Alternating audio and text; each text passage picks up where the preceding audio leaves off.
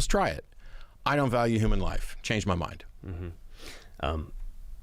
Look at the Nazis. Look at that vision of humanity. I don't care. I don't value human life. Change my mind. You have yourself a humanity that has dignity. You might not believe it right now. I don't. Change my mind. Hey, beautiful people. Welcome back to the channel. Grab a seat and get comfortable because this one is a proper brain bender. Today we are sitting in on a sharp, high-level clash between Matt, defending the atheist corner, and Glenn, arguing the Christian side. The big question on the table is whether human dignity and morality actually need a god to hold them up, or whether we can build all of it ourselves without a cosmic referee. And trust me, it does not stay polite and abstract for long. There's a moment near the end where Matt basically dares Glenn to change his mind on the spot, and it's electric. Do yourself a favor and stick around all the way through, because the payoff lands late and it's worth the wait. The strongest line in the whole thing comes when you least expect it. Also, I'm genuinely curious. Drop a comment and let me know what city or country you're watching from right now. I love seeing how far this little corner of the internet reaches. All right, enough from me. Let's get into it. You can make a moral argument for God's existence. Yes, I do believe God is love and the good life is to live in love. And I believe that not just Christians can recognize this and not just Christians do recognize this. Well, we can do the same thing. So this thing of the fact that we seem to have a desire for meaning, purpose, value, all of those things, he'll use as evidence for the God, because that serves as an explanation for it. I can do that with that exact same example. The reason that Glenn sees God as the justification for that is because he's uncomfortable with the possibility that there isn't an explanation for it, or that this isn't some sort of universal truth. So a preference for, I want there to be intrinsic human dignity, gets you to, hey, if there was a God, there would be human dignity because this God is guaranteeing it. And so that same circular preference is there. I'm just eliminating both of them and saying, I'm going to go ahead because I care about human beings and I value human beings because I am one, and say whether there's a God or not, this is what I'm going to go for. And if there's a God that has a better way, they can demonstrate it. Why isn't a Damascus Road experience good enough for everybody? So the moral argument for God's existence is not that we need some kind of arbitrary moral figure who has some whims and he will enforce them at the point of hell, and therefore it would be better if we want to live in a moral world to believe in such a God. The moral argument for God's existence is there is an objective realm of moral values. And the explanation for that objective realm of moral values is not going to be a material cause, because morals are not material things, right? Moral values are not reducible to just biological reality, and thank God for that, because biological reality is the survival of the fittest, okay? But moral values are something distinct from biological values, natural values. You cannot get from those natural values to the ethical values. You can't get from an is to an ought. And you sure can't get from preferences to an ought. You can't get from a like to an ought. Of course you can. You can always get from preferences to an ought. No, you can only get from preferences to another preference. It just becomes another preference just backed up with force. The problem is, well, all right, we're not going to necessarily. So first of all, I don't think we disagree on the is-ought dilemma. But as soon as you get into preferences, that's the objection. The reason you can't get from an is-ought is that you have to inject a preference. It's injecting the preference that gets you to the ought. I would like to live in a world where this happens, therefore I ought to do that. The objection on the is-ought thing is this thing. If I start with the foundation of I would like to, it's not a problem with what it leads to, but why should I like with to? The power, I suppose, is what I'm getting. Glenn is saying, if the person in power, say the Hitler, simply has a very different conception of what the best is for his life compared to your life, then do you have any moral, if you like, force to say you're doing something wrong? Isn't he just going with his preferences as opposed to your preferences? Yes. So what is it that's up here that says those preferences are better and those preferences are worse? What is that? This is the objection that's often launched. So I could sit down with Hitler. I wouldn't, because he's dead. But I could sit down with Hitler, and if we could find the thing that we agree about, that we care about, we can then demonstrate which one of our preferences are in conflict with that. Because what we do as human beings is often delude ourselves. And we look at our preferences and assume they're right. but they're going to conflict with something foundational, which is basically at the beginning of that superiority to secular morality talk. I talked about how you could begin with, let's say, 3 foundational premises. Life is generally preferable to death, health is generally preferable to sickness, and pleasure is generally preferable to pain. None of them are universally true. Sometimes pain is preferable. Sometimes death may be preferable, which is why I support death with dignity for people who no longer have any hope of a quality of life and with their individual autonomy and control over their own life. But you can begin with those and you can build something. But you can start with anything. You could start with death is better than life, and what you get to is extinction.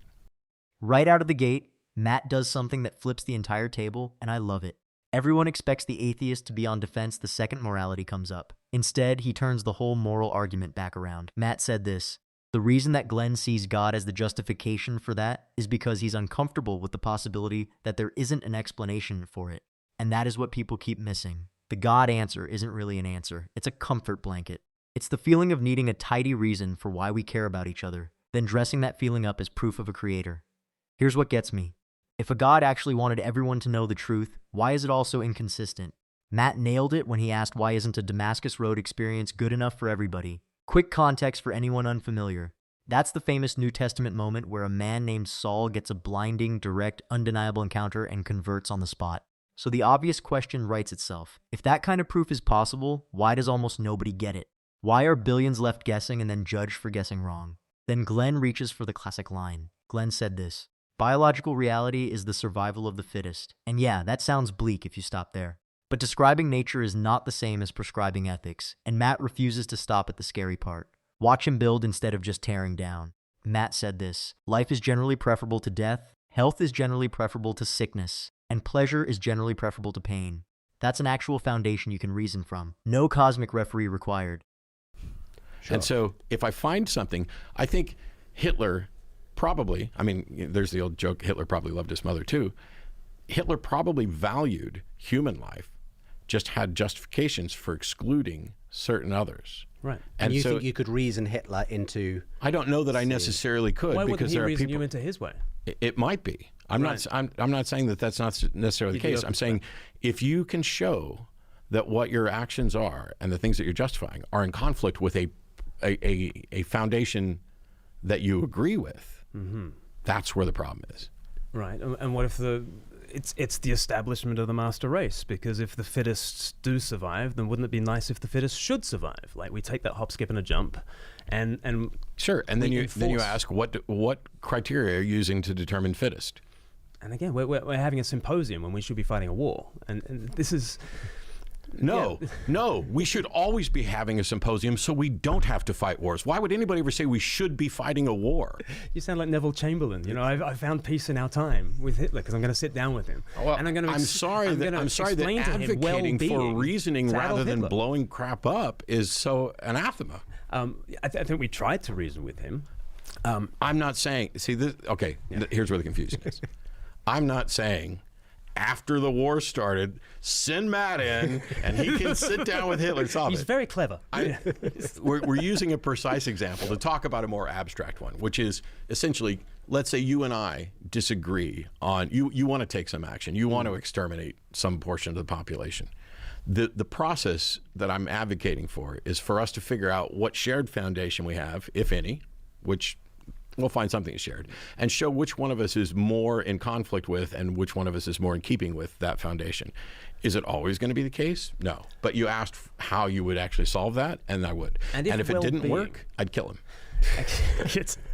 and if well-being, just very vaguely just defined, if well-being is the metric that we're using, and if Hitler could say, "Oh, we are so much better off without the disabled. You have no idea. You know, we're soaring our industry. Our numbers are through the roof. Our well-being is doing incredibly well once we eliminate the sick, the weak, the handicapped." Is he right at that point? Well, that's when you go through and you talk about what data are you looking at to define well-being, because what data? Yeah. You're having that conversation about the because he's just told you I've eliminated the handicapped. It's not like I'm no. Okay, because it is happening right now. Okay, there is a Down syndrome population, for instance, that's being eliminated globally right now, and we're having a conversation about it. Okay, and I think it's better to have a conversation than to blow people up and all that sort of stuff. But it's a very live issue. I mean, it's not just the Godwin's rule. I'm just going with the example that you say Hitler comes to me and says, "You wouldn't believe how much better our society is off now that we're eliminating these people." Then you have to go back and look at it and say, okay, what have you lost? Is your society better, and are you just looking at the short term? Did you, in fact, how do you know that you didn't lose a cure for disease? How do you know that you're not worse off because it has fundamentally changed your psyche? How do you know that you're not worse off because you've lost art, because you've lost human connection? It's not just, see, this is one of the problems that you could point out to people that are going down there.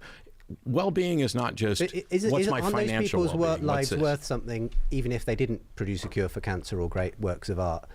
Even if they just, sat around and consumed all the resources that all the able-bodied people were doing. If somebody sat around and did nothing but consume, I don't know how you could consider that as adding value to you. This is the part that blows my mind. Glenn tries to drag the survival of the fittest idea to its darkest possible conclusion. Glenn said this, "Wouldn't it be nice if the fittest should survive?"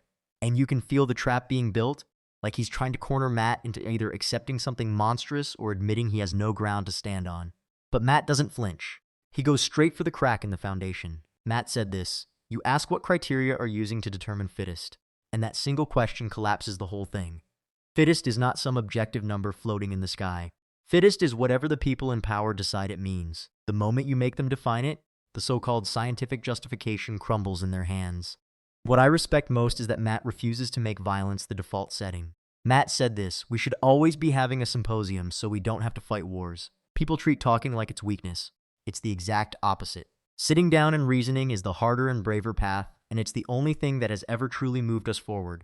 Then comes the well-being challenge, the idea that a society could claim it's thriving after removing the people it labels a burden. And Matt's answer is razor sharp. Matt said this, "How do you know that you didn't lose a cure for disease? You have to understand what he's doing. He's saying you cannot stare at short-term numbers and declare victory. You have no clue what you destroyed. What minds, what discoveries, what art, what human connection got erased forever. The real cost never shows up on the spreadsheet." You have to point to something where they're adding value to society. Is that what So they have to achieve, they have to add value. But they don't have value. Yeah. So this is what I'm saying when I say that there's no intrinsic value to it, but that I value human life, and that everybody, almost everybody. But who's I? You, Matt Dillahunty. I'm speaking specifically for me, but also but if I someone think else doesn't. You try to reason them out of it, but what do you? Okay, see, you sit there and you okay, let's try it. I don't value human life. Change my mind. Look at the Nazis. Look at that vision of humanity. I don't care. I don't value human life. Change my mind. You have yourself a humanity that has dignity. You might not believe it right now. I don't. Change my mind. I'm trying to change your mind by saying, without achievements, without attributes, without contributing a penny of money, without expending a calorie of effort. I worry, by the way, that this is going to get cut as if this is really me saying this when it's not. And I'm counseling you or something. Yeah, I'm your therapist. I don't even understand why this point is remotely contentious. What's your point here, though? That if you simply choose not to believe humans have value, then nothing that he's going to say is going to change your mind. Right, telling me that there's a God or a Jesus, that's not going to necessarily change my mind any more than my line of reasoning. So what's your point then, Glenn? Because my point is that the changing of the mind is not the most important factor that's going on here. It's the immorality of eliminating a whole people group. That's probably a little bit more important. And I think someone's openness to conversation. We're talking about someone who doesn't value human life. Yes. Not what they've done, but what they think. Yes. Yes. Yeah. You have to figure out a way to change their mind. And the best way we've discovered over 2,000 years is to tell a story about the God who becomes the weak and despised and the marginalized and the single cell in Mary's womb. And I think we can do better than telling a story. But you think, but what evidence do you have? Well, give it a shot. There's no reason to think it's not worse. It's any worse. Except all the scientific studies that are cited. Brings us nicely to the end of the show. And I'm just going to ask that question one last time. Can atheism deliver a better world in your view, Matt? I have no idea. And that's genuine. I think that there are things that if you take the good, wherever you find it, religion, non-religious, philosophical thing, take those things, keep them, get rid of the baggage, how could we not be better off? Okay, this is the moment the whole debate was building toward, and it's brilliant. Matt sets up something that makes a lot of people deeply uncomfortable. Matt said this: there's no intrinsic value to it, but that I value human life. And people hear that and instantly panic, like he just confessed that morality is meaningless. He did not. He's being honest about something most of us are too scared to admit. Value isn't a magic property baked into atoms. Value is something you bring to the table. I value people because I am one, because I can feel, suffer, love, and lose. That's not weaker than a commandment carved in stone. It's stronger because it's mine and I actually own it. Then he does the boldest thing in the entire conversation. He basically hands Glenn the microphone and dares him. He plays the role of the worst possible person and says, "Go ahead, fix me." Matt said this: "I don't value human life. Change my mind." And watch what unfolds. Glenn reaches for the dignity speech, the God speech, the beautiful story, and none of it sticks. Because here comes the part that ends it. Matt said this: "Telling me that there's a God or Jesus that's not going to change my mind. That is the checkmate. If a person has genuinely decided not to care, a verse does not magically rewire their heart. The religious answer is sitting in the exact same boat as the secular one. It has zero superpower that the atheist lacks. And here's what people don't realize. This is the quiet moment the entire better world question tips in Matt's favor. He's not selling you a flawless system. He's just refusing to pretend a story counts as evidence. And he lands it perfectly. Matt said this: "How could we not be better off? Take the good wherever you find it, religious or not, keep what works, throw out the dead weight." That is not a cold or empty worldview. That is the most genuinely human thing said in this entire debate, and it doesn't need a heaven propping it up to mean something. So what do you guys think of this? Leave your thoughts down in the comments. Please like and subscribe, and I will see you in the next video.